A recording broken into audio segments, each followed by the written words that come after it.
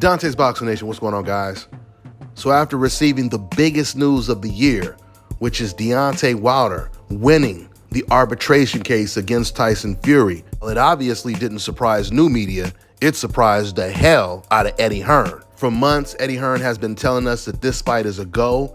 He even said that there is no plan B. It's going to be Tyson Fury versus Anthony Joshua. I mean, the way Eddie Hearn was talking, it was as if an arbitration didn't even exist. He never really would mention Deontay Wilder's name. The only time he really responded to Deontay Wilder was when Deontay Wilder broke his silence and talked about Tyson Fury cheating and how he wants revenge. That was the only time Eddie Hearn really mentioned Deontay Wilder's name. Outside of that, he never even mentioned the arbitration.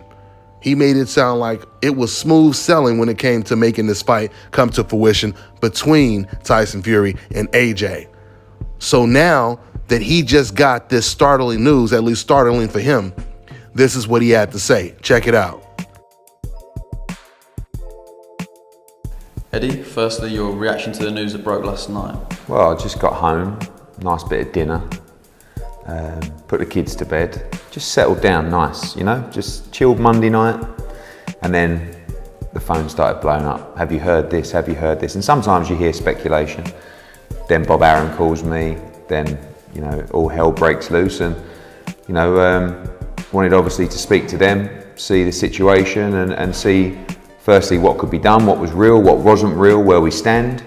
And yeah, it was a shock to the system. You know, this negotiation's been going on for 3 or 4 months now, and you know, we were always assured that this wouldn't be a problem. It was a very strange decision from the arbitrator, to say the least, but that's their business, that's their responsibility, and we can have to see now where they go with it. What conversations have taken place with Team Fury since the news broke? Just really with Bob Arum last night. You know, I think he was in complete and utter shock. I mean, I've never really heard him speechless, but he's been very bullish throughout this whole process that, you know, I know it's their business and we don't know too much about the contracts in the case, but this wouldn't be a problem. This wouldn't stand in the way of an Anthony Joshua Tyson Fury fight. And that's quite frustrating because, like I said, we've been working tirelessly to get this over the line. So he was, you know, almost shell-shocked, I think. And then once he'd calmed down and done what he had to do, I think the move then was to speak to the other side and see if there's a resolution. Again, we can't control that. We can't be involved with that process. But as far as I understand it, Tyson Fury wants to fight Anthony Joshua. We have a deal to do so, August the 14th in Saudi Arabia. Spoke to our partners in Saudi Arabia. They weren't best pleased either. And I think the conversations are ongoing, but you know, from our point of view, we have to just get our side in order, make sure we have our own plans, and hopefully they can resolve the issue and we can move forward with the August 14th fight, but over to them. So with all that being said, how optimistic are you that AJ Fury still goes ahead on August 14th? I mean, I hope it does, because like I said, you know, we've grafted away for 4 or 5 months to make this happen. We've got a fantastic deal in place for both fighters. For a legacy fight, for a huge amount of money. The undisputed world championship is what both guys wanted. So I hope, you know, but hopeful, you know, I don't know. As I said, everything that we were told from the get-go is this arbitration issue wouldn't be a problem. Obviously it is a problem now, and we have to think on our feet, we have to act accordingly, but we still hope the fight can go ahead. But really, that's completely out of our hands. You know, we can't wait around. We have a deal in place with Tyson Fury. We provided an unbelievable opportunity to him. You know, we were told by his team, Bob Arum, that, you know, the arbitration wouldn't be an issue. We could move forward with this fight. They were wrong, and that's on them. That's their responsibility. That's now their problem. We hope they can solve that problem. But we have to look after ourselves. We have to look after Anthony Joshua. We have to maintain the position of unified world champion, and those talks will continue. And we want to be in a position by the end of this week to know, are we fighting Tyson Fury or are we moving forward with another option? So, exciting, disappointing, boxing, but let's see. Let's see if Team Fury can pull something positive out of the bag for their fighter. I think he'll be disappointed. I think he was told that, you know, he could move forward with an AJ fight. Everyone's happy, and, you know, we have to see. what today brings. But for us, business as usual, move forward for the career of Anthony Joshua, make the right moves and keep breathing. All right, guys, so clearly Eddie Hearn, he wants it to be known that this wasn't his fault, that Deontay Wilder won the arbitration, and we may not get this Tyson Fury versus Anthony Joshua fight. You hear Eddie Hearn saying things like, well, you know, Bob Arum, he promised me that everything was going to be okay. But this is what doesn't make sense to me. As long as Eddie Hearn has been around the sport of boxing, he should have known, with the circumstances and the situation of the arbitration, knowing that there was a rematch clause, and seeing how hard the Deontay Wilder was fighting to get this third fight that was owed to him, he should have known without even talking to Bob Arum, there was a very good chance that that situation would interfere with negotiations between Tyson Fury and Anthony Joshua. I mean, if new media knew it, he should have knew it.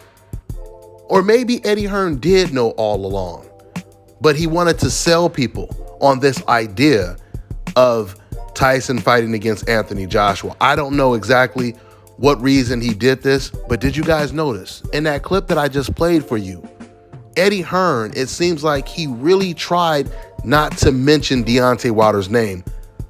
I mean, I don't know what that's about, but it's a little too late to be acting like Deontay Wilder is irrelevant, because he is damn sure relevant now. And it's going to take a whole lot for them to still make this fight against Anthony Joshua in August, as you just heard Eddie Hearn allude to. They still want to make the fight. He's still saying to Tyson, hey man, Tyson, you know, if you still want the fight, we can still get this fight done. Trust me, he's going to have to pay a lot of money. And that's the reason why Tyson Fury is already talking to, even before the decision or the verdict was out for this arbitration, even before that, you heard Tyson Fury all of a sudden having doubts that the Anthony Joshua fight was going to happen. And he started talking, saying, hey, I might be fighting against Deontay Wilder next. So, you know, Tyson Fury, he knows it's going to take a lot to make Deontay Wilder step aside. And it's not going to be worth it. It's not going to be all of the money. It's not going to be worth all of the money that Tyson Fury would have to pay. Eddie Hearn, he also said in this press conference that he's giving them a week. He's giving them a week, Team Fury, to see what they're going to do. And if they can't move on to take the fight in August against AJ, then they're going to go ahead and probably move on to Usyk, Anthony Joshua's mandatory. So we'll see. That's all I got for now, guys. I'm on to the next one. An important message from Youth Fountain Laboratory, makers of VasoFlux and VasoFlux for Men. If you're over the age of 35 and over the years you've eaten pizza, dairy foods, deli meats, or meats with fat, you are likely to have some degree of plaque buildup in your veins and arteries.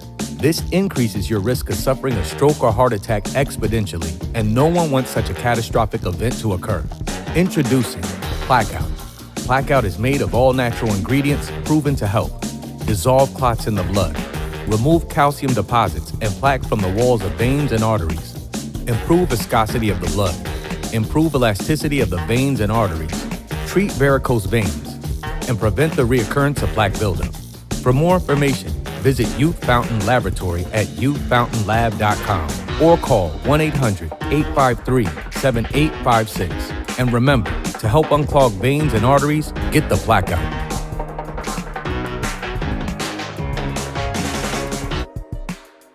All right, now check this out, guys. If you're looking to repair eczema scars, burns and bruises, dark spots and blemishes, then this right here is the perfect product for you guys. It's called Elo Deki Face and Body Oil. Athletes and top-ranking boxers, they're also using it after training to reduce swelling, inflammation, and to ease the pain. So get yours today. Go to elodeki.com, like them on Facebook, and follow them on Instagram. Hello, my name is Dominic. I just got my procedure done here at ScalpCarolinas. I was recommended by Dontaesboxingnation, and it's real. You know, here's the results. The brother out here, Brother Enoch, is real, and it's a very, very, very good recommendation. I recommend it. 4 hours, you in, you out, and it's the rest of your life. So if anyone in the world wants this hookup, make sure you contact my man Enoch at 704-499-3471, and make sure to follow him on Instagram.